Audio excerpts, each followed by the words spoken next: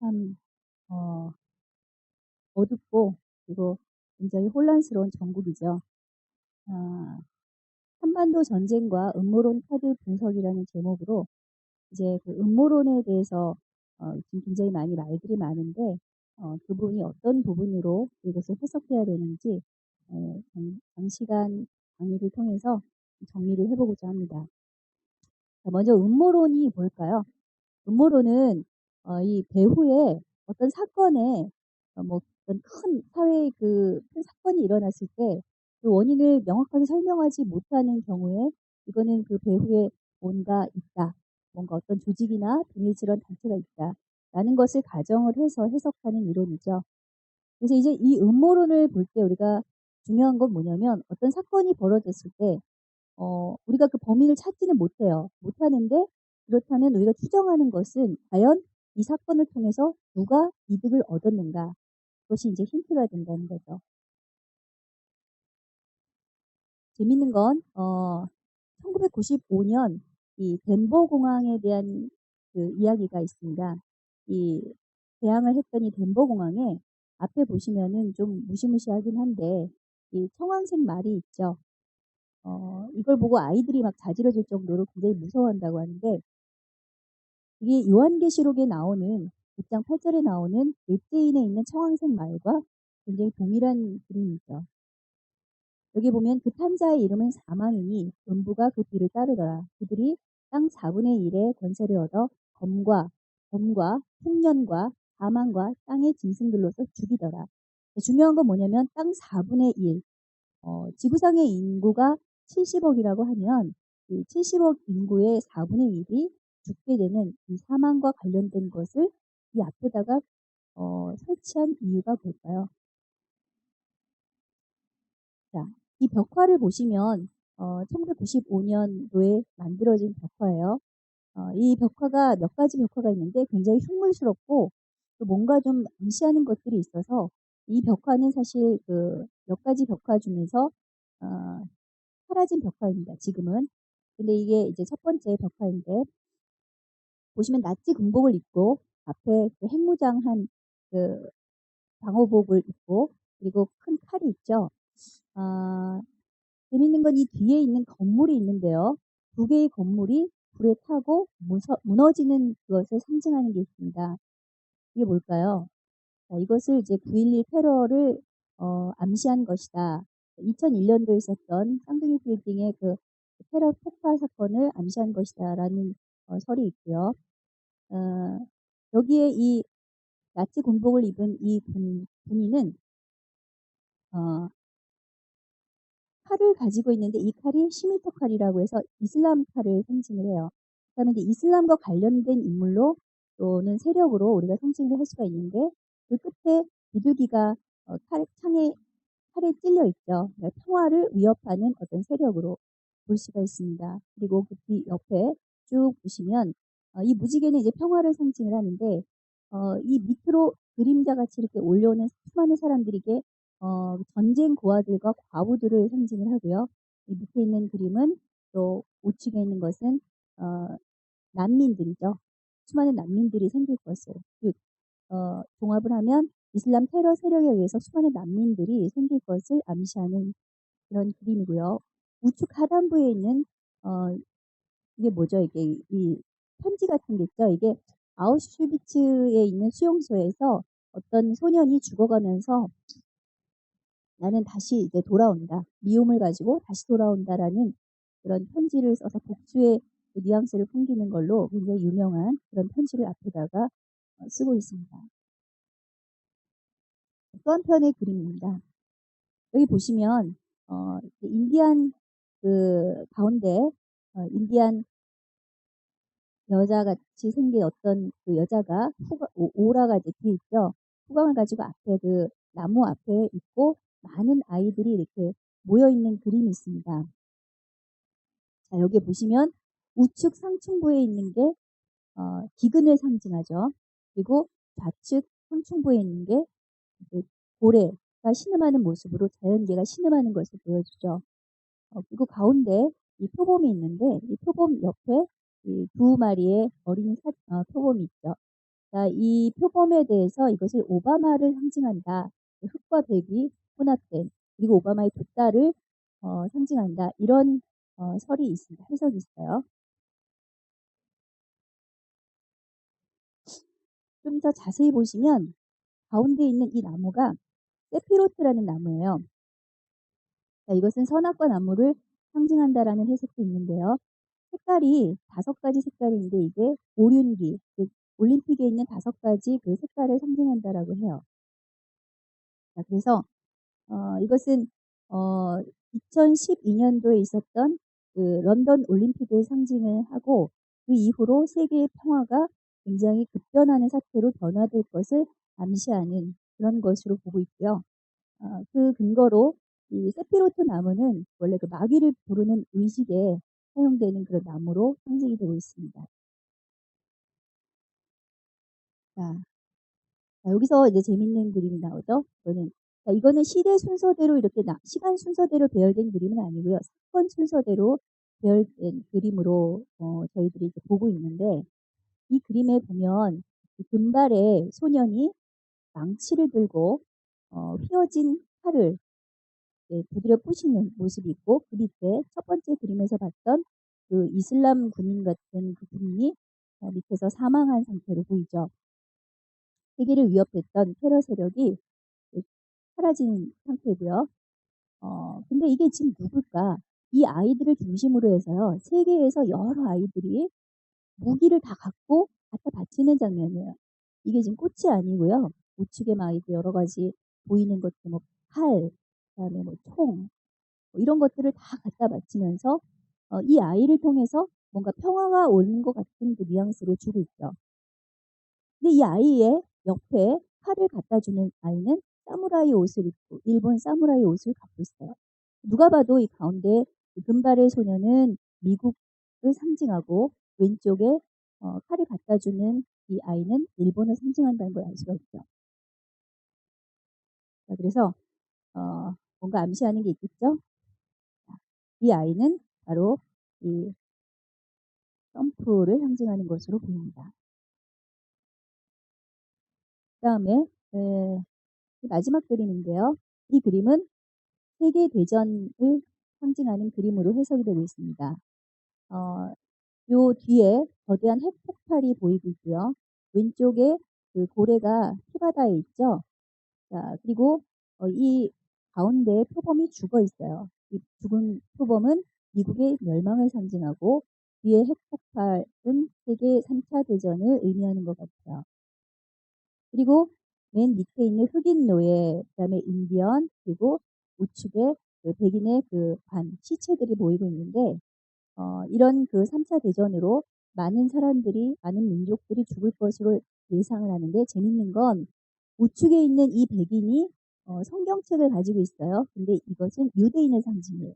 다시 말해서 유대인이 개신교를 인정을 하면 지구의 종말이 온다라는 속설이 있어요. 그러니까 이건 뭘 상징하죠? 지구의 종말을 상징한다는 거죠. 이게 조금 기분 나쁜 건데 위에 있었던 그 여자가 인디언 여자 같이 생긴 이 여자가 뭔가를 돌판에 제물로 바치는 것 같은데 이 제물이 되는 것이 뭔가 어, 어떤 나라를 상징하는 것 같다 이런 설이 있었어요. 제일 많이 했던 것이 이제 러시아를 얘기를 했었어요. 근데 최근에 들어오는 해석은 이것을 한반도로 보는 해석이죠. 그래서 남한의 지도, 특히 한반도의 남한의 지도하고 비교를 했더니 어떤 분이 해석하기를 이것이 가운데 있는 이 그림이 서울과 대전을 상징한다. 다시 말해서 서울과 대전에 핵폭발이 있을 것이 아니냐, 그것을 암시하는 것이다. 라는 그런 해석이 좀 있습니다. 자, 음모론에 대해서 또 빠질 수 없는 게 1995년에 스티브 잭슨이 만들었다는 일루미나티 카드죠. 일루미나티 사이트를 해킹을 해서 만들었다라고 얘기를 하는데 제일 유명한 것은 바로 이 2001년도 9.11 테러가 1995년도에 만들어진 이 카드에 각도까지 똑같이 만들어져서 그대로 묘사가 돼 있다는 것이죠. 옆에 있는 펜타곤 테러도 마찬가지고요. 그 다음에 이거는 뭐죠? 1998년에 있었던 루빈스키 스캔들이죠. 그리고 2009년에 오바마가 당선되고 2015년도 6월에 동성애 합헌 판명돼. 그리고 2011년도 3월 11일에 있었던 무시무시한 일본 쓰나미 사건. 원전 폭파 사건이죠. 또 2013년도 3월에 교황이 이 교황이 쓰고 있는 관을 자세히 보시면 피라미드죠. 일루미나티를 상징을 해요. 그래서 예수회 출신의 프리메이슨 출신의 최초의 교황이 탄생할 것이다라는 것을 암시했죠. 실제로 2013년도 3월에 그 일이 성취가 됐고요. 2012년도 5월에 살파먹는 박테리아, 그리고 2010년도 4월에 멕시코만 기름 유출 사건이죠. 자, 이런 그 일루미나티 카드를 볼 때 지금까지 그 덴버 공항과 그다음에 일루미나티 카드를 보시면서 여러분들이 봐야 될 거는 이건 예언 카드가 아니라는 거죠. 이게 무슨 어떤 계시를 받아서 무슨 영매들이 뭐 미래에 일어날 사건을 보고 만든 그 그림과 무슨 사건이 아니라 철저하게 어떤 세력들의 배후 세력들에 의해서 주도가 되고 있는 그런 플랜, 계획표다. 이렇게 이런 일을 할 것이다라는 것을 보여주는 스케줄이다라고 보는 것이 정확한 해석일 것 같습니다. 그래서 이들이 여기서 끝나는 게 아니라 앞으로 미래에 어떻게 했는지를 우리가 본다면 그러면 미래에 일어날 사건들과 또 이 한반도 사건에 대해서 좀 더 정확한 예측을 하는데 도움이 될 것 같아서 이것도 한번 분석을 해볼게요. 자, 이거는 배엄령 카드죠. 그리고 재밌는 게 그 두 번째 카드에 있는 뉴 월드 오더라는 카드에 보면 이거는 국가는 파괴된다는 그런 그림이죠. 지금 실제로 전 세계적으로 뭐 우리나라에 있었던 이 박 대통령 그 탄핵 사건과 같은 사상 초유의 사건뿐만이 아니라 전 세계적으로 지금 국가가 붕괴되어 가고 있는 그런 뭐 모습들이 점점 보이고 있죠. 그 다음 수순에 오는 것이 뭘까? 바로 3차 대전. 그리고 이것은 어떤 목표를 향해서 가고 있는데 그것이 바로 그들의 목표, 어젠다, 즉 인구 감소 정책이다라는 거죠. 그래서 인구를 어디까지 감소를 하냐면 굉장히 놀라운 건 최저 3억까지. 그게 너무 과잉이라고 보더라도 일단 이들이 보는 것은 3억에서 5억까지 줄이겠다라는 것이 공공연하게 알려진 사실입니다. 그리고 그들의 배후에는 외계의 존재, 이 지구상의 존재가 아닌 외계의 존재가 있을 것을 암시하는 카드죠. 뭐 믿거나 말거나 여러분들의 선택에 맡기고요. 밑에 재밌는 게 4개국이 있는데요. 이들의 도움을 받고 있는 세계 강국이 미국과 영국과 독일과 우측에 있는 것은 이 황인종의 손이죠. 그러니까 아시안을 상징하죠. 아시아의 어느 나라가 될지는 우리가 결과를 지켜봐야 될 것 같아요. 그리고 그다음에 이제 테이프 runs out. 이건 조금 이따 설명을 드리고요. 그리고 어떤 사건이 일어난 후에 이것을 위장하는 사건으로 뭔가 외계인 납치 사건, UFO가 등장하는 그런 사건들이 벌어진다는 것을 암시하고 있죠. 그러면 그것이 일어나게 하는 이 테이프 runs out이라는 이 카드는 무엇일까요? 자, 이것을 보면 밑에 재밌는 얘기가 있어요.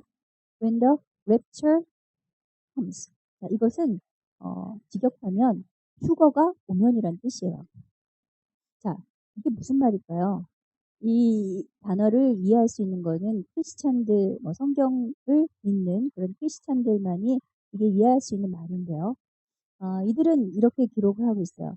When the rapture comes. 즉, 이 역사의 테이프가 새로운 역사가 그들이 생각하는 새로운 역사가 시작되기 위한 전제적인 조건은 휴거가 오면이라는 거죠. 그래서 이 휴거가 오는 그 시점 이후에 자신들의 새로운 역사가 시작된다라는 것을 여기에 명시를 하고 있어요. 그러면 그 다음엔 무슨 일이 일어나나? 바로 전 세계에 어떤 카리스마틱한 리더가 탄생을 하고요. 그리고 또 메시아, 구세주라고 불리우는 전 세계의 구세주와 같은 자가 등장을 하고 그리고 그들의 목표는 뭐냐? 평화라는 이름으로 사람들을 죽이는 거죠.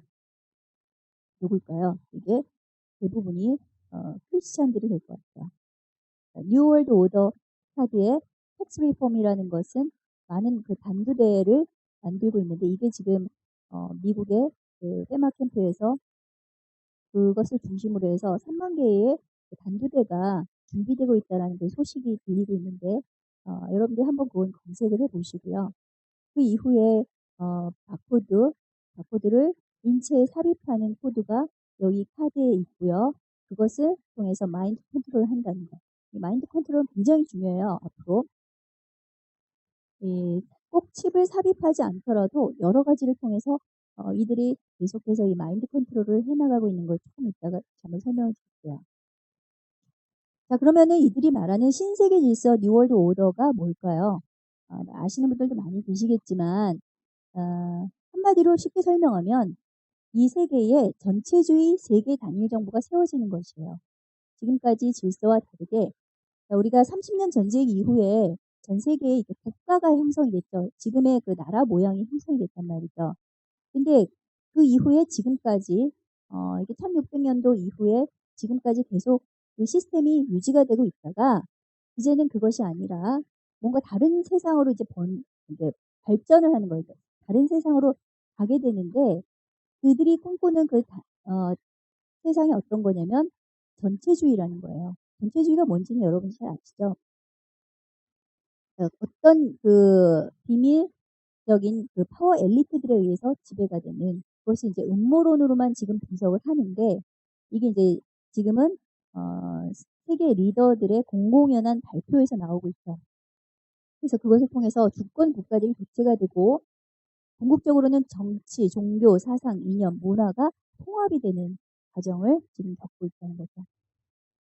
그래서 그것을 하기 위해서 뱅크 머저라고 나오는 이건 뭐죠? 그 화폐가 올라가는데 자세히 보시면 순서가 유로화부터 시작을 해요. 그래서 브렉시트 사건 아시죠? 그 브렉시트 이후에 달러가 그리고 궁극적으로는 위안화까지 결국은 화폐가 몰락하는 수순을 거치게 될 것이라는 거죠. 그리고 이것이 옆에 오른쪽에 있는 건 인포반이라는 거 하는 것은 이제 초고속 정보통신망이라는 뜻인데 2015년도에 있었던 알파고 인공지능 그것을 암시하는 카드고요. 이건 뭐 여러분들 많이 아실 거예요. 음모론에 대해서 관심이 있으신 분들은 다 아시겠지만 이제 사람들이 이제 트럼프가 2016년도 11월 대선 때 당연히 질 줄 알았죠. 그런데 그때 이 일루미나티 카드를 봤던 사람들은 다 예상을 하고 있었어요. 이미 이건 트럼프의 카드다. 트럼프가 45대 미국 대통령으로 당선될 것이다라고 예측을 하고 있었는데 정확하게 맞았죠. 이거는 이제 모르시는 분들도 많이 있으신데 우리나라와 관련이 되죠. 2009년도에 5월에 있었던 노무현 대통령의 자살 사건. 자, 여기에 또 사건 내용까지 비슷하죠. 네. 오른쪽에 이렇게 보시면 시계 모양이 있는데요. 그리고 뒤에 이제 피라미드 모양이 있는데 공교롭게도 묘비가 이렇게 똑같이 묘가 피라미드 형태로 돼 있고 또 이 죽음으로 이끈 그 사건의 배경이 2006년도 9월에 있었던 박연차 게이트죠. 회갑 선물로 받았던 하나의 1억짜리라고 하는데 시계, 피아제 시계 그림까지 지금 등장을 하죠. 자, 이 일루미나티 카드만 있는 게 아닙니다. 이들이 이런 어젠더를 이렇게 해서 사람들한테 계속 알리는 것은 이런 경제 잡지를 통해서 또는 각종 잡지를 통해서도 나오는데 제일 큰 이슈가 됐던 게 바로 2017년도에 있었던 이코노미스트 표제예요. 이건 경제 전망을 하는 잡지인데 올해는 특이하게 여기 보시면 8개의 타로 카드로 준비를 했고 우측에 트럼프 행성이라고 써 있어요. 하나하나 분석을 하면 왼쪽에 있는 이 탑 붕괴 의미하는 이것은 올해가 종교개혁 500주년이죠. 500주년의 가운데 있는 게 뭐죠 이게? 구텐베르크 성당에 이게 루터가 했던 95개조 반박문이죠. 이게 종교개혁 500주년에 이 개신교를 붕괴하는 작전이 진행이 되는데 그 배후에 누가 있느냐? 공산당과 낫과 망치의 상징은 공산당이죠. 그리고 이것은 카톨릭인데 특별히 이제 예수회를 상징한다고 하죠. 우측에 있는 트럼프 카드는 심판 부활의 의미를 상징하는데 트럼프의 머리에 왕관이 없죠. 이거는 이게 왕의 행세를 하지만 트럼프 뒤에 실제로 누군가가 배후 세력으로 진정한 왕이 있다. 그런 뜻입니다. 이거는 세 번째는 세계 완성 의미를 상징을 하는데 인터넷망으로 전 세계가 연결이 되는 것을 문명이 연결이 되는 것을 상징을 하고요. 네 번째는 이게 자꾸 우리나라도 이제 촛불 시위 막 있었는데 이런 뭐 계속해서 반정부 투쟁이나 시위가 일어나면서 이렇게 지금 밑에 지구가 이렇게 빠개지는 그림이 있죠. 밑에 그 위에서 절벽에서 이 사람들을 조종하는 운전자가 있다는 거죠. 배후 세력에 의해서 세계가 계속해서 이렇게 막 그 혼돈 가운데 시위 가운데 있는데 이들이 어디로 가냐면 밑으로 절벽으로 떨어져요. 결국은 이들이 모르고 막 시위를 하지만 결국은 자기들한테 자멸로 간다는 것을 상징을 하죠. 다섯 번째 이게 참 끔찍한 카드인데 2017년도 카드에 왜 이것을 내는지 참 의문이에요. 이거는 핵폭발이거든요. 그냥 죽음이 아니라 핵을 명확하게 지금 제시하고 있고 여기에 이제 그 사망을 상징하는 해골이 등장하고 거기에 이 사람이 이 해골이 뭘 갖고 있죠? 낫을 갖고 있죠? 그 뭐죠? 공산주의예요. 그러니까 공산주의와 핵이 등장하는 카드가 지금 무엇을 상징하는지 여러분들이 한번 상상을 해보시기 바랍니다. 그 다음에 이제 우측에 있는 이 여섯 번째 마법사 카드는요. 그냥 마법사가 아니라 이게 영지주의 상징이에요. 그 위에 오로보로스라고 해서 무한대를 상징하는 게 영지주의의 대표적인 심벌인데 이게 3D 컴퓨터를 누르면서 집이 막 이렇게 제조가 되는 걸 보이죠. 이게 무슨 뜻이냐면 앞으로 이제 3D 프린트나 이런 가상현실을 통해서 계속해서 이제 고용 일자리 창출이 줄어들 것을 상징해 전 세계적으로 경제가 굉장히 어두워질 것이다라는 것을 상징을 하고 있는 거죠. 그다음에 여기 그 물레방아 같은데 이제 지금 세 사람이 달려 있는데요.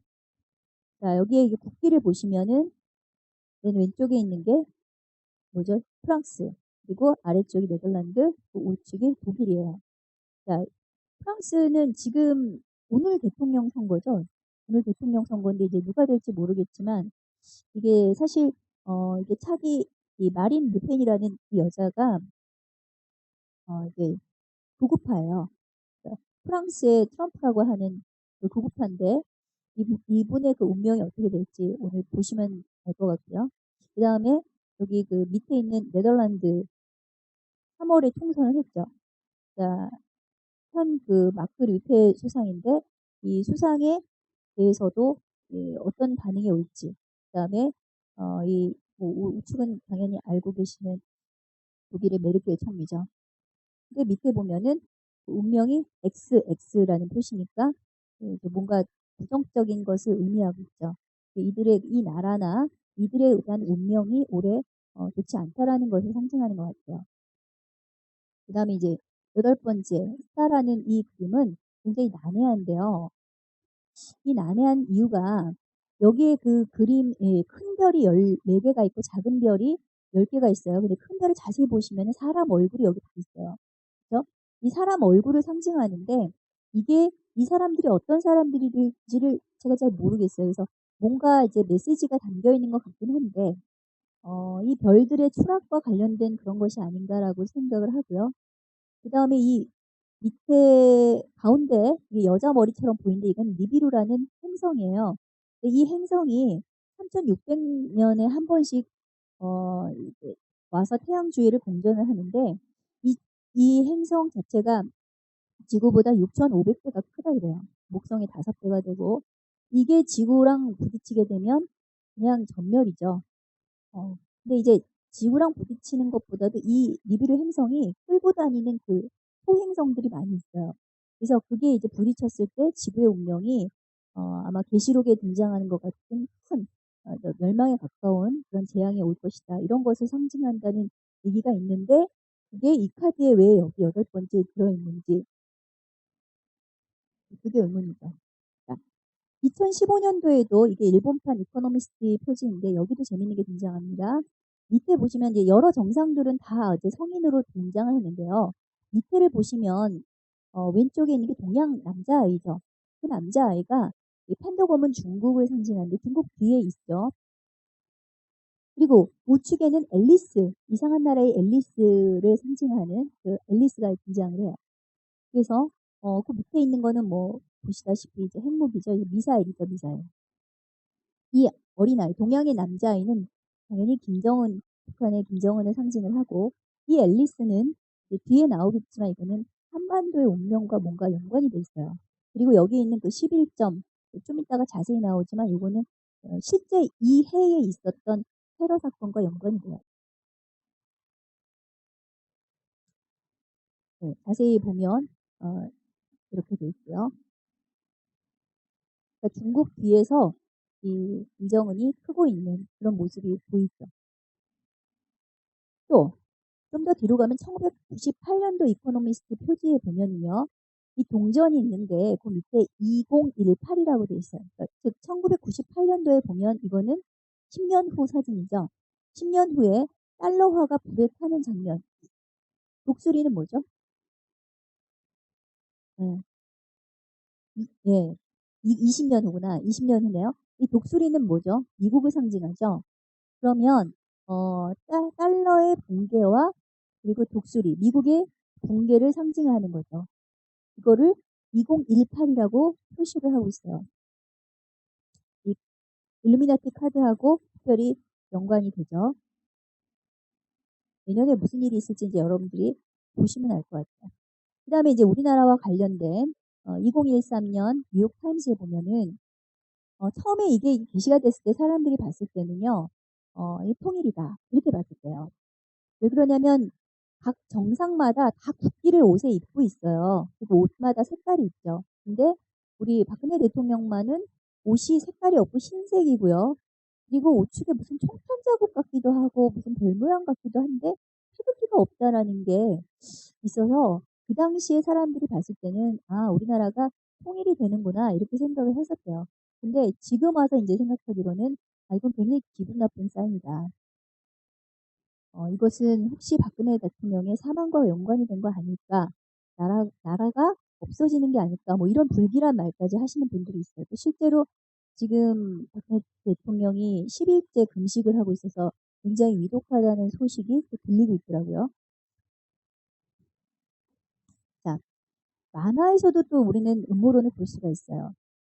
2000년도 방송이 됐던 너무 유명한 건데 심슨의 트럼프 대통령의 그 당선 예측 그러니까 관련된 그림이죠.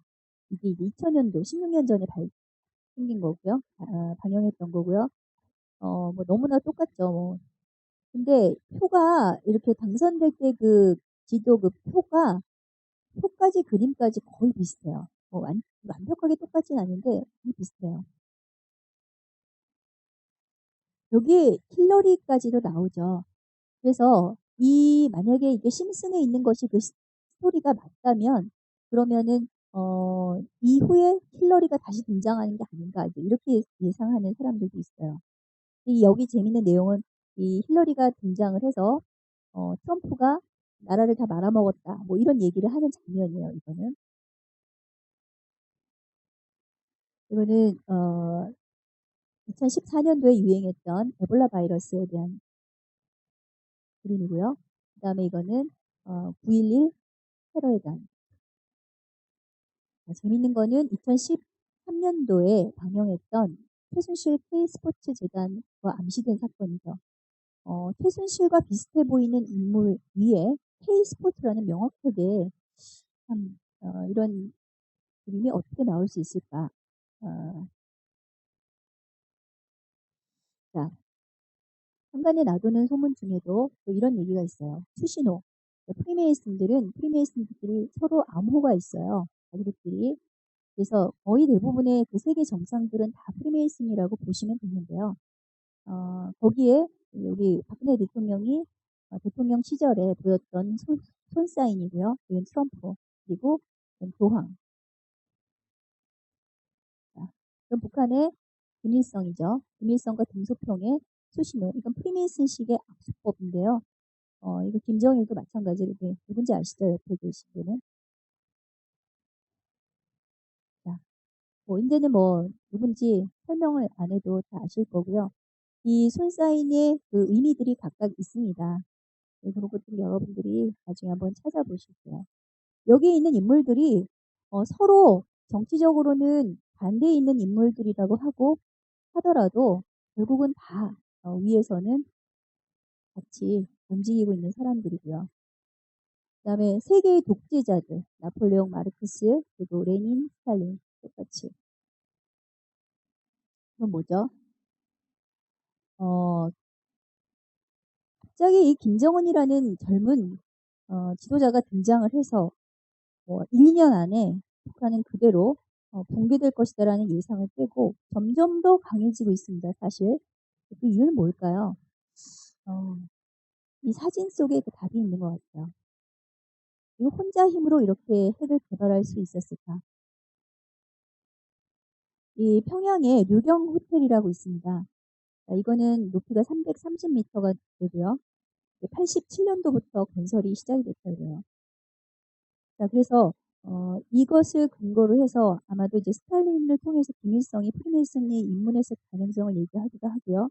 그리고 건설에 이집트의 그 오라스콤이 투자를 했는데 당시 이집트 대통령이었던 무바라크가 프리메이슨이었거든요. 그러니까 이것이 서로 연결이 됐던 게 아닌가 이제 그렇게 얘기를 하기도 하고요. 실제로 이때 이후에 최근에 프리메이슨과 그다음에 프리메이슨 안에서 또 특별히 높은 그룹인 일루미나티 계열이 북한에도 다 있거든요. 그들끼리 총격전이 벌어졌다라는 그런 소문도 대북 정부 통해서 보고가 된 게 있습니다. 이건 평양과학기술전당인데 70도를 기념해서 건축됐는데 전시한 모양이 등장하죠. 2012년도에 만들어진 노란 리본 사건이에요. 사진이에요. 일루미나티 블로그에 2012년도에 이게 올라왔어요. 이거는 뒤에 있는 거는 직각자와 그다음에 컴퍼스 그리고 G자 이거는 프리메이슨의 대표적인 상징이죠. 그리고 이 밑에 보면 서포트 아웃 그룹스라고 보이는데 이건 뭐냐면 우리 지원 부대라는 지원팀이라는 이 리본이 원래 그런 리본이에요. 근데 이거를 프리메이슨에 이렇게 상징에다가 걸어서 보여줬는데 이것도 노란 리본을 걸었어요. 특별히. 근데 이게 그대로 2014년도 세월호 추모 촛불 집회에 등장을 했죠. 그러면 이 일루미나티 블로그에 이때 올렸을 때 무슨 내용이 있길래 이거를 상징으로 했을까? 먼저 우리 군대 지원이라고 해석이 되는 서포트 아웃 트룹스 리본에 대해서 잠깐 보면요. 이게 원래 미국이나 캐나다 군대가 걸프전이나 그 이라크전 때요. 그때 귀환을 목적으로 그러니까 무사 귀환을 목적으로 달아줬다라고 하는 그런 리본이에요.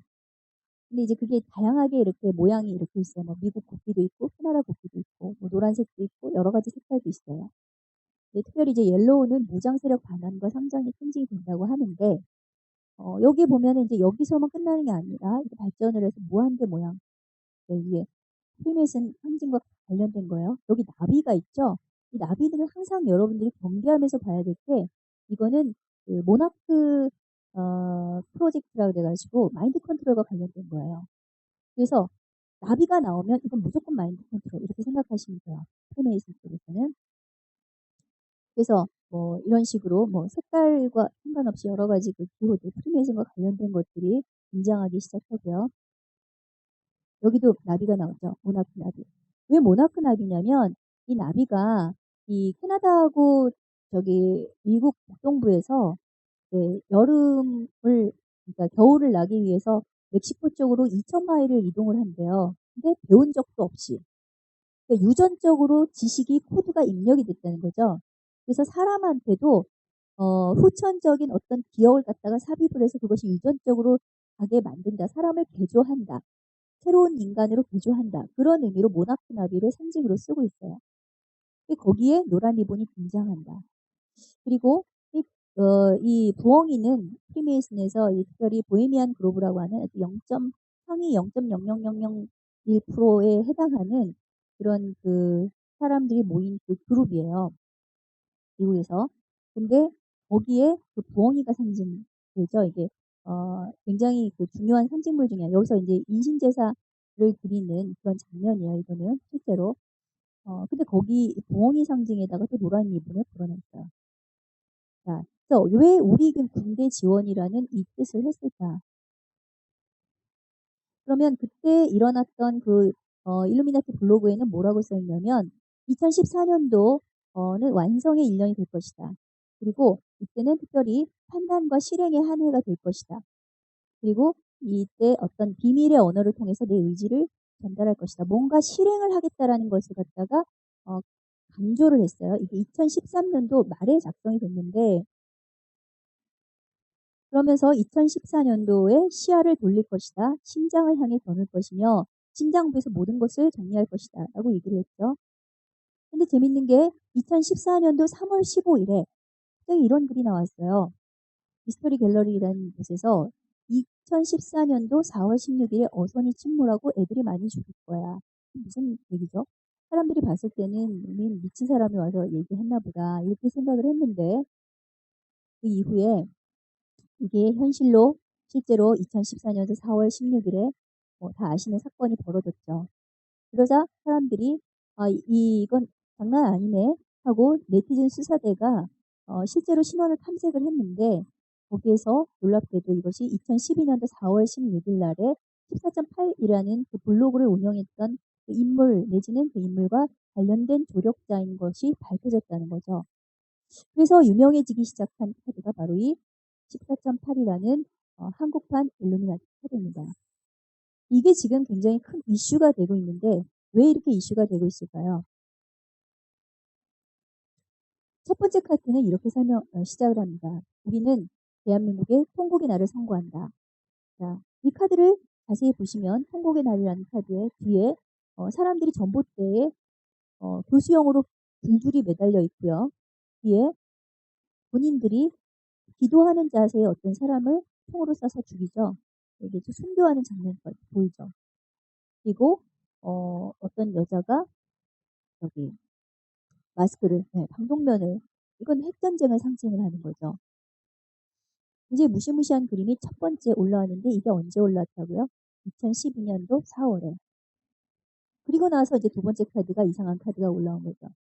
14라는 숫자를 명시를 하고 아이들이 아침이 되면 하루를 시작한다. 우리들도 그렇다. 그래서 14세의 아침이라는 카드에 8시 30분이라고 보이는데 이 다음 카드를 보시면 26번 카드에 자신의 학생을 보호하지 못한다면 정말 슬플 텐데 이 세월호와 관련된 카드라는 거를 누가 봐도 알 수 있죠. 이게 물을 갖고 노란색의 아이들의 얼굴이 둥둥 떠 있는 거죠.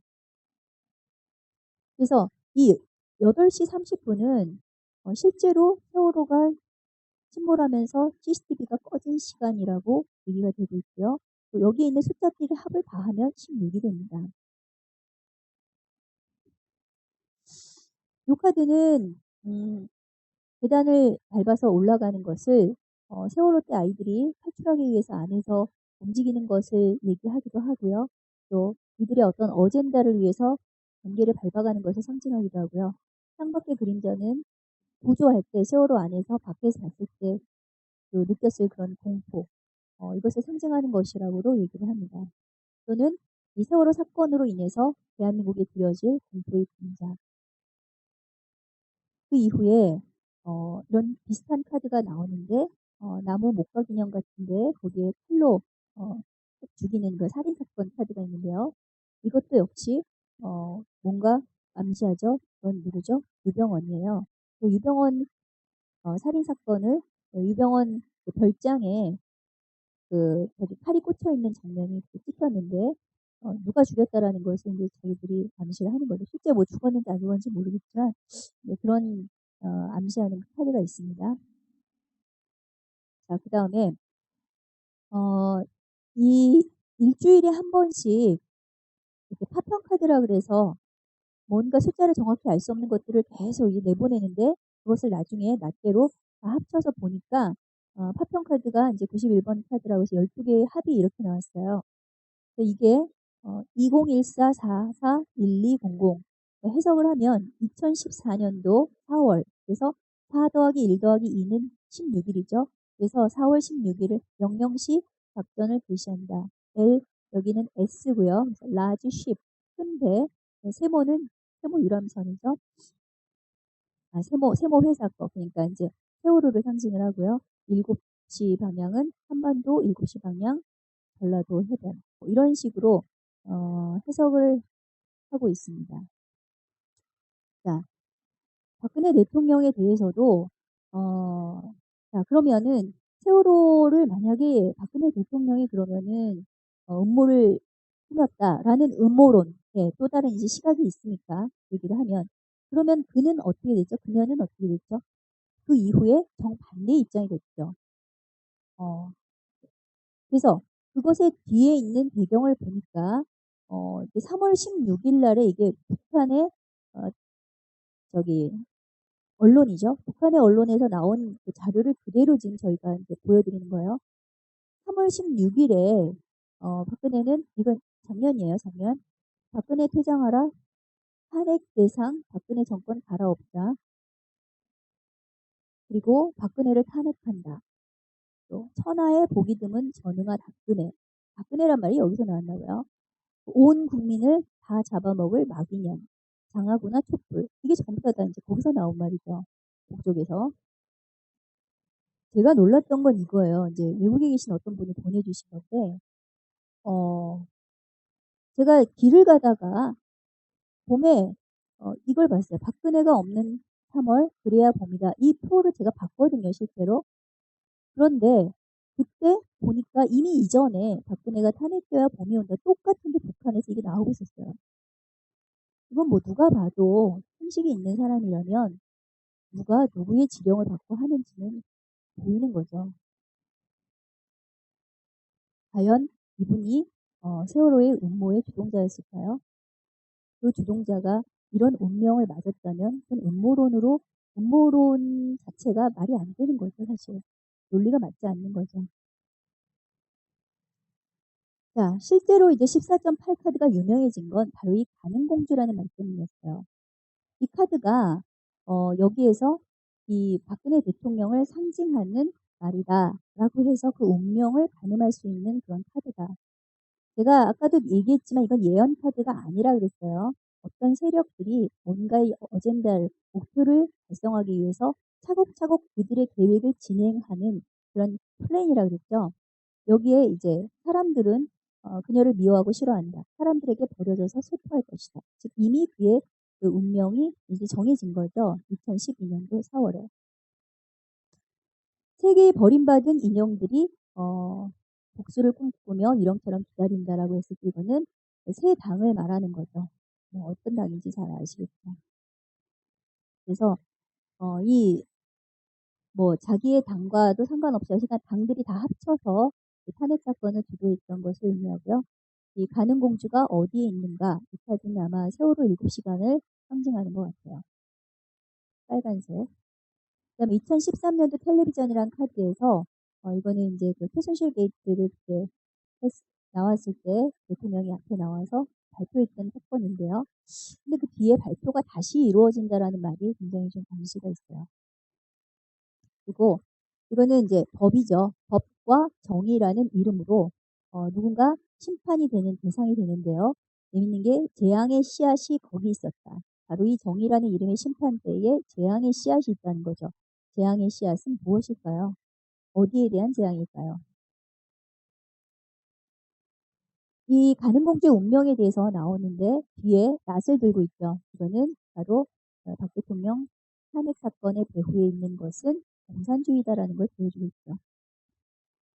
그 가는공주 운명에 대해서 여기선 특별히 육성까지 있었어요. 그 육성의 내용에 보면은 너희의 눈으로 보면 가는공주는 폭력, 시기와 증오의 대상이 될 수밖에 없다. 가는공주가 무엇을 하든 우리와 관계가 없다. 그러나 그가 죽는다면 바다가 끓어오르는 진노를 당하게 될 것이다.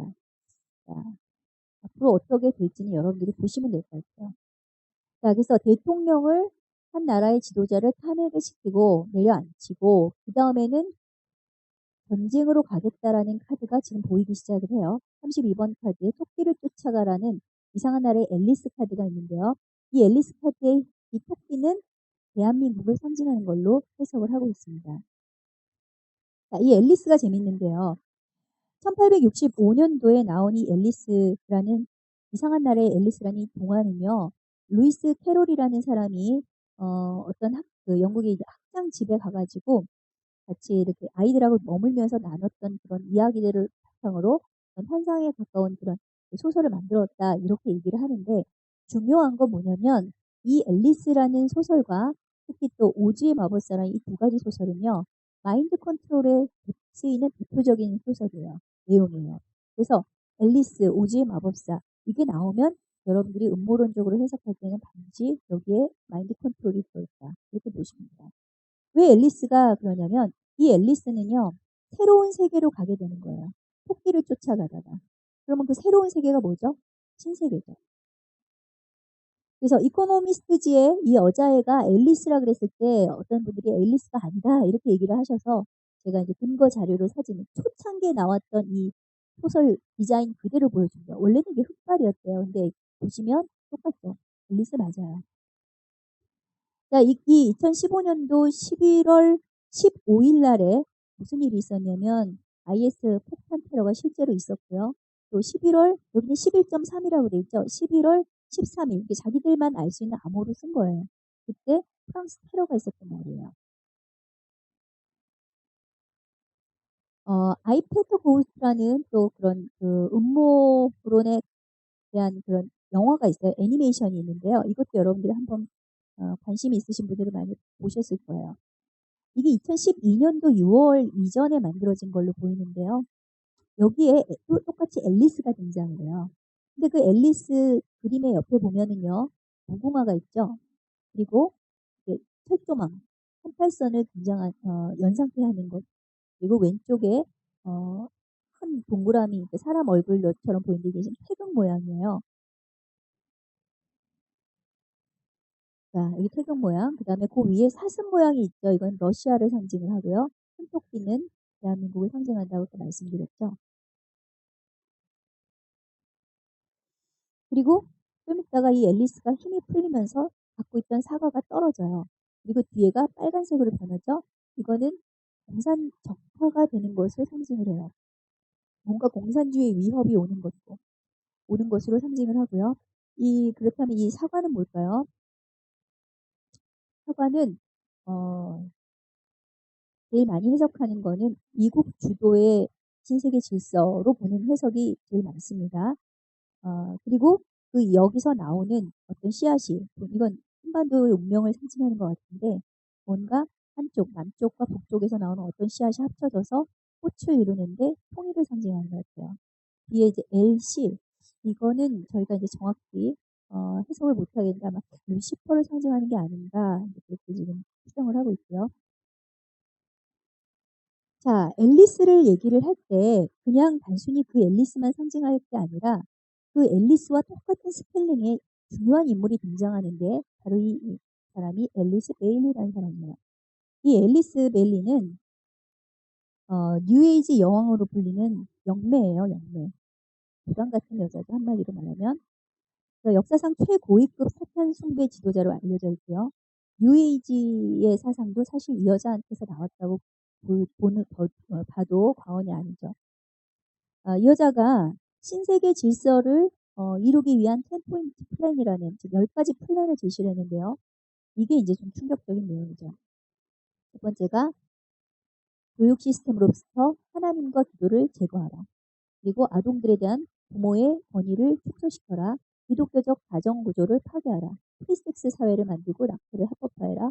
이혼을 쉽게 만들고 동성애를 생활 방식으로 만들고 그리고 미친 예술이 되게 하고 중요한 게 8번째 미디어를 활용해서 반기독교적인 가치를 선전하라. 이게 바로 그 마인드 컨트롤과 관련된 거예요. 즉 마인드 컨트롤을 어떻게 하냐? 미디어를 통해서 한다는 거죠.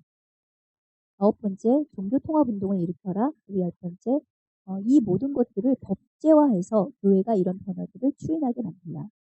이것을 이미 65년 전에 이것을 만든 거예요. 10가지 플랜을. 그런데 이것을 미국에서 차근차근 진행을 했고 전 세계가 이것을 따라가고 있다는 거죠. 그리고 이 앨리스 베일리가 한 7, 8살 됐을 때가 그 앨리스 책이 나올 때하고 비슷하게 또 맞아 떨어져요. 그래서 이 앨리스를 등장시키는 여러 가지 배경의 이유가 있을 것 같아요. 자, 어쨌거나 이제 전쟁을 위한 덫이 이제 깔렸고요. 네, 지도자를 잡았으니까 불안 이건 저기 호랑이죠. 한반도를 상징해요. 불안에 떨고 있죠. 그리고 이미 그 올무는 설치가 됐다. 손발이 묶였다. 그렇죠. 대통령이 지금 뭐 감옥에 가 있으니까 묶였죠. 그러니까 전 세계가 봤을 때는 손쉬운 사냥감이다. 우리나라가 우리나라의 독자적인 힘으로 일어날 수 있는 나라가 아니에요, 사실은. 열국에 의해서 운명이 좌지우지 되는 거죠. 이 카드는 정치적, 그리고 외교적, 그리고 군사적으로 고립이 될 것이다.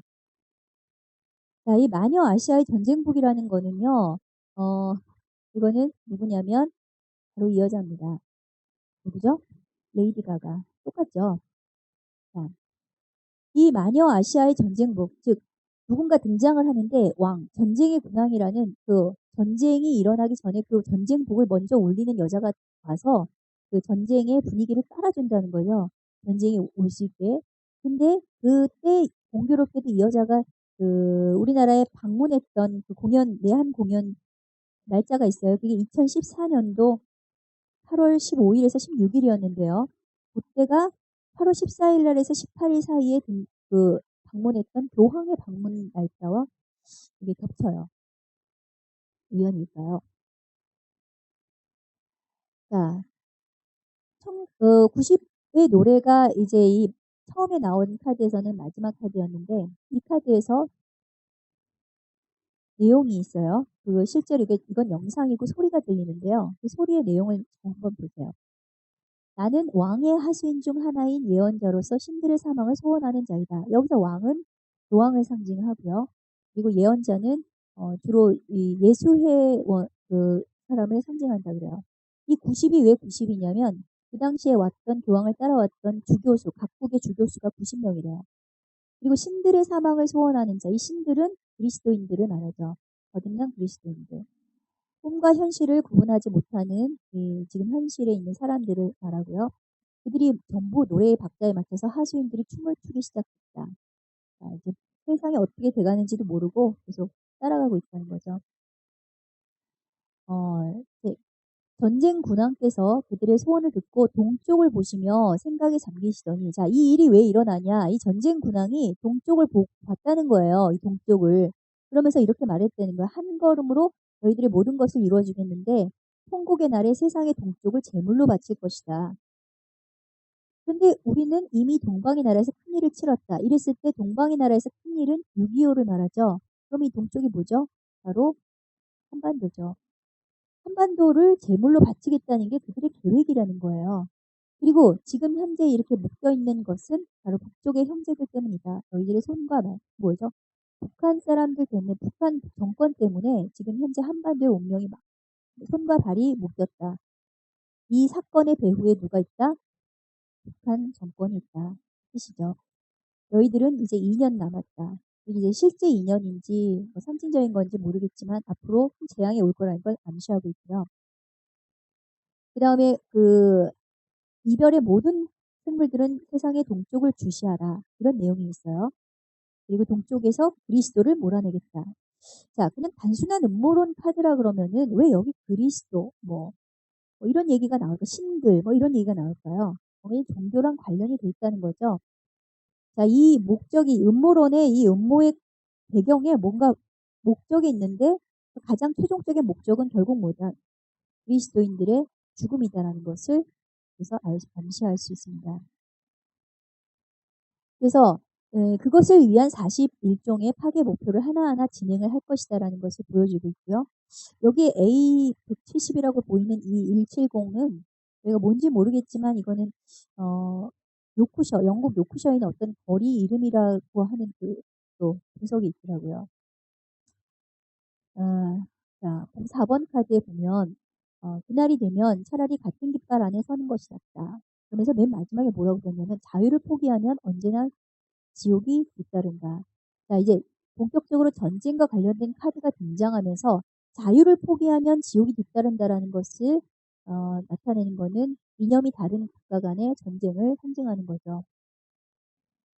그리고 그 전쟁이 일어나는 배후에 이런 그 테러범, 마법사는 테러범과 관련된 거고요. 그리고 비행기 테러가 있을지 모르겠지만 실제 이런 것을 암시하는 카드가 있고 최고 지도자 사살 명령 카드가 있고요. 전쟁이 일어나면 그 전쟁은 밤이나 새벽일 것이다 라는 것을 암시하고 있죠. 그리고 징조의 곡괭이라는 것에서 이렇게 수많은 곡괭이로 땅을 파는 것은 땅굴을 의미하죠. 그날이 되면 너희들이 이 땅굴을 알게 될 것이다. 그리고 땅굴을 통해서 그 군인들이 나오게 된다는 그러니까 상징이고요. 그 다음에 전쟁이 어떤 사건이 뭔지 모르겠어요. 이게 핵실험인지 아니면 뭐 다른 사건인지 모르겠지만 뭐 테러인지 뭔지 모르겠지만 그 사건 이슈가 되는 어떤 사건 이후 7일이 지나면 전쟁이 일어난다라는 것이 그들의 계획 가운데 있다는 거죠.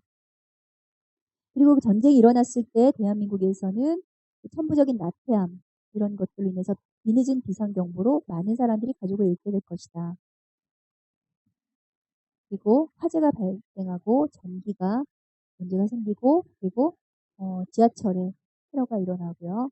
그리고 군인들이 보시면 이게 재밌는 카드인데 어둠 속에서요. 적군이죠 서로. 하나는 북한군 하나는 국군이죠. 근데 서로 숨어서 명령을 내리는데 이게 우리가 모르는 그런 뭔가 카드가 있는 것 같아요. 그리고 계엄령이 떨어지는데 그 계엄령이 어리석다. 전쟁이 일어나면 계엄령은 당연한 거죠. 근데 왜 어리석다 그럴까요? 그 계엄령 가운데 등장하는 군인들의 힌트가 있어요. 군인들이 군복이 아닐 수 있다는 거죠. 적과 아군을 서로 교란을 시켜서 누가 적이고 누가 아군인지를 모르기 때문에 더 혼란해질 것이다. 이런 뜻이죠. 그 아이패드 곳이라는 그 영화에서 또 유사한 장면이 보여요. 어, 어떤 여자아이가 태극기는 이제 한반도를 상징을 하는 것 같은데 이 한반도로 북에서 뭔가 탱크, 전쟁의 기운이 올라오는데 백기를 들고 날리죠. 날리는데 뒤에 이제 이게 한반도의 운명과 관련돼서 이게 2012년도 6월에 나온 건데 이걸 보고 아 이게 박근혜 대통령을 상징한다 그래서 대통령이 당선되기 전에 이것을 봤던 사람들은 박 대통령이 당선될 것을 다 예측을 했었어요. 근데 이제 누가 말리죠 뒤에서. 자, 말리는 사람을 봤더니 이 영국의 모자, 영국을 상징하는 그런 모양이에요. 여기 프리메이슨을 상징하는 것 같아요. 근데 이 뒤에 있는 불꽃을 보고 여자아이가 얼굴에 뭐가 있어요? 이게 핵. 그러니까 반핵을 주장을 하고 거기에서 나라를 지키기 위해서 하다가 결국은 내려온다. 즉 체념하고 내려가는 그림이에요. 계엄령 때 봉쇄되고 그리고 이거는 이제 테러범들, 그러니까 북한의 핵 배낭 부대를 상징하고요. 자, 요 카드가 이제 사람들이 굉장히 충격을 먹었던 카드죠. 톡스, 독신, 독소죠. 독소. 독가스. 이거를 독가스로 보기도 하고요. 수도권으로 보기도 해요. 그러면 일단 수도권에 화학 테러가 벌어질 것을 상징하죠. 슈퍼식스라는 것은 독가스 종류가 6개 정도 제일 아주 강력한 무기를 쓰게 될 것이다. 최고 효능의 독가스다. 뭐 이런 얘기가 있죠. 그래서 이것도 역시 그 원전 같은데 원전을 테러를 하는 걸로도 해석을 해요. 사람들이. 그리고 비세포성 사령부라는 이 카드는 바이러스 생물학적 공격을 상징하는 거고요. 생물학 무기. 그래서 그것을 당했을 때 여기 지금 사람들이 얼굴이 안개 같은 게 막 하는데 얼굴에 뭐가 막 나죠. 그래서 이게 생물학 공격이고요. 핵 공격에 의해서 이제 죽음의 비가 내리고 누군지 모르는 그 최고의 그 배후의 그 세력은 무엇을 바라느냐면 아시아의 역사를 바꾸는 것이다. 어떻게? 자기들이 원하는 쪽으로 바꾸는데 누가 이기든 뭐 남한이 이기든 북한이 이기든 자기들한테는 관심이 없다는 거죠. 자기들의 관심은 아시아 역사를 바꾸는 것이고 그 역사를 바꾸기 위해서 여기 오는 것. 전쟁이 있을 것이다 라는 것을 암시하는 거죠. 이 나이트룸 블리스라는 것은 실제 그 폭탄이에요. 9.11 테러에도 사용됐던 폭탄인데 이 폭탄이 뭔가 좀 또 전쟁과 관련된 카드로 보이고 있어요. 그러니까 이게 설치가 된 다음에 순식간에 이제 집안이 그러니까 가라앉는 그런 거죠. 핵 공격이 있을 것이고 그리고 많은 사람들이 이렇게 그리고 피해를 입을 것이죠. 핵무기로 인해서. 그날에 이제 핵 겨울이 오죠. 그래서 하늘이 어두워지고요. 모든 것이 제로 바뀌어요. 핵무기 때는 당연히 이런 사건들이 벌어지죠. 근데 이 사건들이 용암 재앙으로 끝난다는 거예요. 전쟁이 누가 이기고 지고의 문제가 아니라 대재앙, 자연재앙으로 끝난다는 거예요. 전쟁은. 근데 이 재앙은 백두산 폭발을 상징하는 걸로 사람들이 보통 해석을 하고 있어요. 그리고 나서 등장하는 전쟁 군왕이 나타나게 될 것인데 그가 누군지 이제 궁금하죠. 전쟁 군왕이 누굴까? 지금 가장 사람들이 이렇게 추정하는 것은 예수회로 보고 있어요. 예수회. 검은 교황. 그래서 이 검은 교황을 보시면요. 교황은 여러분들이 이제 하얀 교황만 아시죠? 하얀 교황이 있고 검은 교황이 있어요. 보통 일반적으로 알려진 교황은 하얀 교황이고요. 사실은 그보다도 더 뒤에서 이것을 주도하는 세력이 있는데 그게 검은 교황이에요. 전 검은 교황이 피터 한스 콜벤 마우인데요. 이 원래 예수회의 수장인 이 검은 교황은 이 교황의 군대라고도 불렸었죠. 그렇게 해서 종교개혁 이후에 개신교들을 갖다가 파괴하기 위해서 개신교 신자들을 그리고 개신교 자체를 무너뜨리기 위해서 결성된 부대예요. 사실은. 근데 이 검은 교황은 원래 종신제인데 죽을 때까지 해야 된다는 거죠. 근데 죽을 때까지 안 하고 자리를 물려줬어요. 그래서 아돌포 니콜라스한테 물려주고 그 다음에 최근에는 또 소사라는 신부한테 또 물려줬어요. 왜 그랬을까요? 뒤에서 조종하겠다는 거죠. 그리고 이거는 이제 하얀 교황. 세계정부 조직 도표를 보면 예수회 밑에 일루미나티가 있어요. 그래서 프리메이슨 조직에 대해서 공부하신 분들은 다 아시겠지만 상당히 높은 계급이라는 걸 알 수 있어요. 예수회라는 게. 자, 한반도의 운명에 대해서 예측할 수 있는 카드가 이 카드인데요. 1973년도 로마 클럽에서 발표한 세계정부 수립 계획에 보면 전 세계를 이렇게 10개 구역으로 나눠서 통치하겠다는 거죠. 근데 이때는 우리나라가 일본과 한 구역으로 돼 있어요. 그리고 중국은 다른 구역으로 돼 있어요. 북한과. 그런데 2009년 반기문 장관이 유엔 사무총장이 그 천년왕국 수립에 대한 보고서를 발표했을 당시에 지도가 모양이 바뀌었어요. 이렇게 바뀐 거죠. 한반도가 중국과 병합이 됐고 일본은 미국과 병합이 돼 있어요. 그런데 재밌게도 4월 19일 날 이런 보도가 나왔죠. 시진핑이 한국은 중국의 일부였다고 말했다고 트럼프가 얘기했다. 이게 지금 계속 이슈가 되고 있죠. 그리고 서로 얘기를 한 것에 대해서 언급을 잘 안 하고 있어요. 피해가고 있죠. 이미 모종의 계약이 된 걸로 보여요. 자, 이와 같은 일들이 벌어진다면 사실 말 그대로 한반도에는 대재앙이죠. 대재앙인데 왜 이런 일들이 그러면 벌어질까? 그 배후에는 바로 이 교회 문제가 있다는 것을 말하고 있습니다. 이 카드를 통해서 말하는 거죠. 교회가 이제 큰 배도와 그리고 또 기독교 자체가 멸망할 것에 대해서 조롱받을 것에 대한 그런 카드가 있고요. 그 이유는 바로 이 교회를 먹는 악마에 의해서 교회가 이미 먹혔다. 그럼 이 악마는 뭘까요? 바로 통합 세력이죠. 교회는 원래 본질적으로 절대 타협을 할 수가 없어요. 다른 종교와. 그런데 이것이 WCC라는 프리메이슨의 산하 단체죠. 그 이후에 1차 총회가 용공주의를 인정하면서부터요. 1차 총회 때부터 이게 1948년도인데요. 계속해서 공산주의를 인정을 하죠. 공산주의를 지원을 해요. 아예 4차 총회 때는 게릴라를 지원을 하죠. 그리고 나서는 1983년도에는 어떻게 했어요? 원래 이 교리에는 예수 외에는 길이 없다는 거예요. 그런데 오직 예수를 부인한 게 6차 총회 때죠. 그리고 7차 총회 때 종교 혼합주의, 그리고 9차 총회 때는 동성애 성직자 지지를 하고, 그리고 10차 총회를 이제 한국에서, 부산에서 하게 됐죠. 이게 그 교회에서 총회를 하는데 전 종교인들이 다 와 있죠. 그래서 이 배후 세력들은 자신들이 역사를 이렇게 바꾸겠다라는 것을 이렇게 얘기를 하고 있고요. 이 아프리카 소대는 에볼라를 얘기할 수도 있고 뭔가 앞으로 벌어질 아프리카와 관련된 화병 문제와도 연관이 있을 것 같아요. 그리고 그런 일들을 통해서 전쟁의 결과로 영웅이 등장을 한다. 이게 누군지 모르겠어요. 그리고 그는 독재 세력이다. 이 나무는 독재예요, 독재. 항상 그랬죠. 프랑스도 혁명 이후에 등장한 게 누구예요? 나폴레옹이죠. 네, 낙화커드, 많은 사람들이 죽을 것을 상징하고 있죠.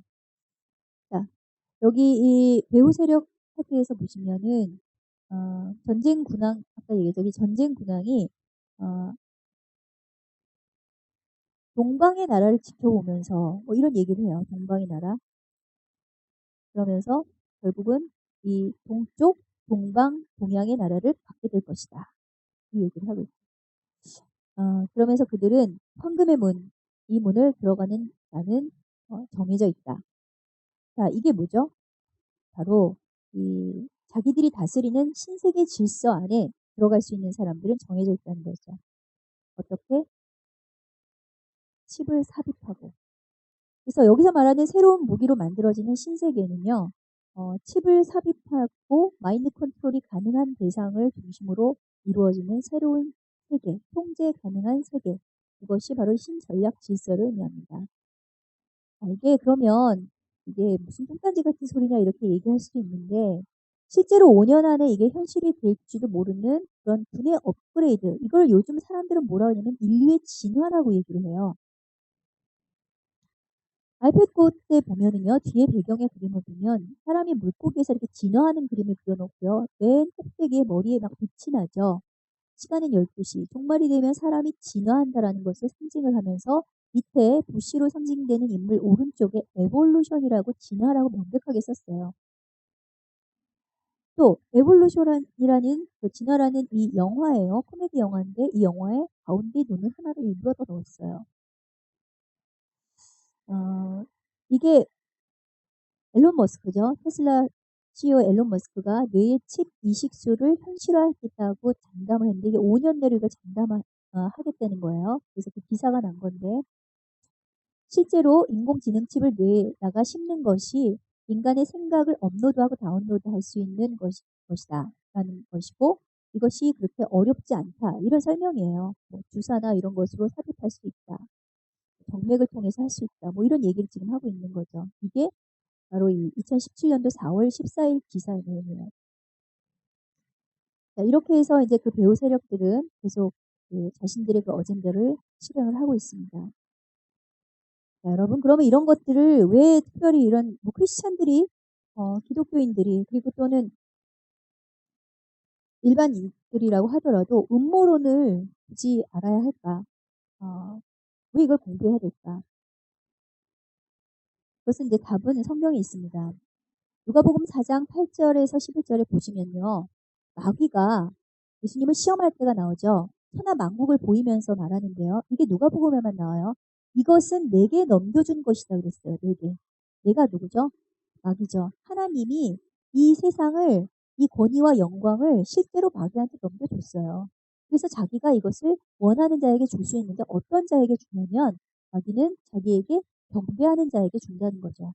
그러니까 예수님한테 내가 이 모든 것을 다 주더라도 네가 나에게 한 번만 절해라. 한 번만 경배해라. 그러면 내가 이 모든 것을 다 줄 수 있다. 이렇게 할 정도로 마귀의 소원은 뭐냐면 가장 원하는 것은 경배받는 거라는 거죠. 하나님처럼. 자, 그랬을 때 예수님은 뭐라 그러셨죠? 너희 하나님께 경배하고 다만 그를 섬기라고 신명기 말씀으로 대적하셨죠. 자, 실제로 에베소서에서도 말하듯이 이 세상은 혈과 육에 대해서 상대하는 것이 아니라 통치자들과 권세들과 어둠의 세상 주관자들과 하늘에 있는 악의 영들이라고 명확하게 실체가 있다라는 것을 얘기를 하고 있어요. 그 실체들을 대상으로 해서 하나님의 전신갑주를 취하라는 거죠. 어떻게 싸울까요? 그럼 어떻게 싸울까요? 그 무기는 성경에서 말하듯이 온전한 사랑이 두려움을 내쫓는다는 거죠. 자, 여러분들이 이렇게 혼자 집에 있는데 갑자기 강도가 들어와요. 그러면 어떤 마음이 들죠? 두려움 때문에 온몸이 마비가 돼서 아무것도 할 수가 없어요. 무기를 들고 온 강도 앞에서. 그런데 만약에 내 사랑하는 아이를 안고 있는 엄마가 갑자기 강도가 들어오면 그러면 어떻게 되죠? 그 엄마는 누구도 막을 수 없는 전사로 변해요. 왜? 내 사랑하는 아이를 지켜야 하기 때문에. 그 팔 앞에서도 두려움이 현실하는 거죠. 두려움은 이 사람을 더 이상 마비시킬 수 없는 거죠. 자, 가장 중요한 것은 온전한 사랑이죠. 예수 그리스도에 대한 사랑이고 그 그리스도의 우리에 대한 사랑이라는 거죠. 이 모든 일에 우리가 이 환난 가운데서도 이길 수 있는 것은 바로 예수 그리스도의 사랑이라는 거죠. 여러분들이 그 예수에 대한 사랑이 있다면, 그리고 충성이 있다면, 그리고 그 거룩한 삶이 있다면 우리는 이 어둠의 세력들을 이길 수 있어요. 어, 음모론을 우리가 이렇게 공부하는 이유는 저는 그렇게 생각해요. 이 적을 알고, 전쟁이라는 것은 적을 알고 나를 알았을 때 백전백승할 수 있어요. 그런데 이 적은 우리가 흔히 눈에 보이지 않는 투명 인간 같은 그냥 공중의 어떤 상상 속에 있는 어떤 영적 동물들, 영적인 실체 이런 것만 있는 건 아니라는 거죠. 귀신들. 실제로 눈을 뜨고 우리가 보는 이 세상 가운데에서 정치를 통해서, 사회를 통해서, 문화를 통해서 나타나는 우리의 삶을 주무를 수 있는 실체, 조직, 집단이라는 거죠. 그 집단이 하는 일은 언제나 똑같이 집요하게 그리스도인, 즉 하나님의 백성들의 전멸이고 사망이고 배도예요. 이 카드를 통해서 여러분들이 오는 그 정리, 이 음모론을 통해서 오늘 이렇게 배웠다는 사실이 있다면 요약한 것은 똑같은 얘기예요. 결국 어떤 사건을 통해서 사람들을 공포 가운데 몰아넣고 그렇게 해서 결국은 죽이고 멸망시키고 파괴시키는 것. 그 사건이 이 한반도를 통해서 그리고 전 세계로 확산될 것이다라는 것을 암시하고 있죠. 자, 그렇기 때문에 중요한 것은 여러분들이 모르면 당한다는 거예요. 자, 이런 음모론 같은 것을 공부할 필요가 있을까? 뭐 성경만 열심히 공부하면 되지. 그런데 우리가 살고 있는 땅에서 이 실체들을 볼 수 있도록 하나님은 뱀같이 지혜롭고 비둘기같이 순결할 수 있는 그런 지혜를 우리한테 주셨어요. 그 지혜를 가지고 분별을 했을 때 여러분들이 바로 이 큰 성 바벨론의 문화, 이 큰 성 바벨론을 이길 수 있는 거룩한 성 예루살렘이 될 수 있다는 거죠. 그러나 우리가 끝까지 큰 것, 유명한 것, 그리고 뭔가 높아지는 것만 바라는 사람들이라면 그런 사람들은 언제든지 이 경배받기 원하는 마귀, 사단의 밥이 될 수 있고 그리고 그들의 운명은 바로 이 큰 성 바벨론, 한 시간의 심판을 받고 사라지는 이 한 시간 동안에 연기처럼 사라져버릴 수 있는 그 운명과 똑같이 갈 수 있다는 거죠. 그리고 마지막은 결국 영원한 불못에 떨어지게 될 것입니다. 자, 제가 틀릴 수도 있어요. 지금 하는 이 음모론의 강의는 언제든지 이 예측이 틀릴 수도 있어요. 그리고 차라리 저는 이 예측이 빗나가길 바라요. 왜냐하면 이 계획들이 실제로 현실이 된다면 정말로 그건 감당하기 어려운 그 재앙이 될 수도 있기 때문이죠. 그러나 어떤 상황이 되든지 간에 이 거룩한 성 예루살렘이 되는 사람들, 예수 그리스도를 생명 다해 사랑해서 이 세상에 자신의 주 목적을 두지 않고 살아가는 그런 사람들에게는 영원한 보상이 있어요. 그것은 바로 영원히 하나님이 그들과 함께하는 그런 보상이죠. 그곳에는 앞에 보였던 무시무시한 청황색 말이 보여주는 그 사망이 다시는 없고 고통하는 것이나 복하는 것이나 아픈 것이 다시 있지 않는 그런 영원한 소망이 우리에게는 있다는 거죠. 그 소망을 가지고 이러한 앞에 하나님의 나라를 지키는 그런 하나님의 전사들이 되기를 축복합니다.